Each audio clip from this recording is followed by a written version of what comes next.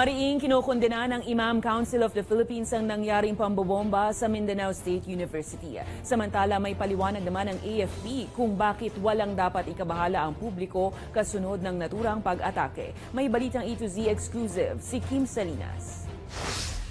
Lunes nang magpahayag ang terror group na Islamic State of Iraq and Syria o ISIS ng pag-angkin sa nangyaring pambobomba sa Marawi City nitong December 3. Pero ayon sa tagapagsalita ng Philippine Army na si Lieutenant Colonel Louis Di Maala, posibleng psychological tactic lang ito para magpakita ng puwersa. Yung ginagawa nila ngayon dito is just to make themselves known na andyan pa sila kahit kukunti na lang through yung terroristic activity.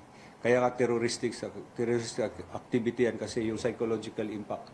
Kahit 2 o 3 tao lang yan sila pero kapag nag-bombing sila, yun yung kanilang main objective, to make themselves known and para at least i-project na malakas pa rin sila.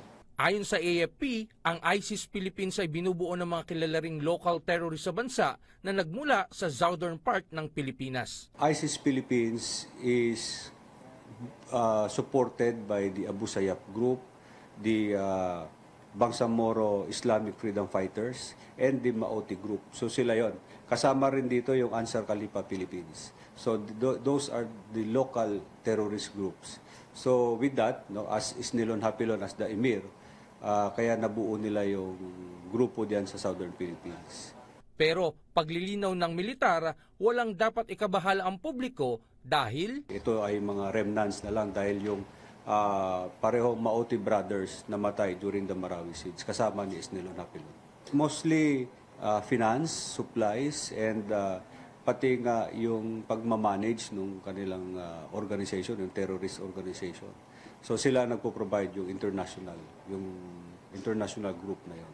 Ganito rin ang pananaw ng dating Marawi City Chief of Police na ngayon ay Pangulo ng Imam Council of the Philippines. Ayon kay retired Police Colonel Ebra Moksir, saksi siya kung paano natalo ng otoridad ang mga teroristang grupo at napanumbalik ang kapayapaan sa lugar. Ang tingin ko dyan, yung pag-claim ng Daula Islamic, ISIS in short, o kaya grupo na yan, ay nagpapansin sila na buhay pa sila, alay pa sila. Una na rin kinundina ng Philippine Muslim Community at ng Imam Council ang naturang pag-atake sa gitna ng isang misa na itinuturing nilang malaking paglabaga na nakasaad sa kanilang Quran. Hindi lang sa ating mga brother Muslim, sa Pilipinas, sa buong mundo, ay yun po ay isang karumal-dumal na gawain. That's the barbaric aktibidad o gawain na Satanas.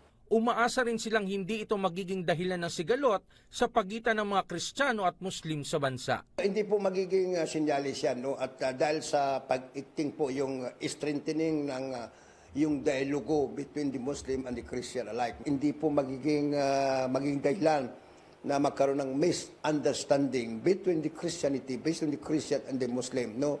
Dahil tayo isang Pilipino. Sa ngayon anya ay nagpapatuloy ang pagtutulungan at dialogo ng mga pari, pastor at imam para sa patuloy na kapayapaan at magandang samahan ng mga Kristiyano at Muslim. Para sa Balitang A to Z, Kim Salinas.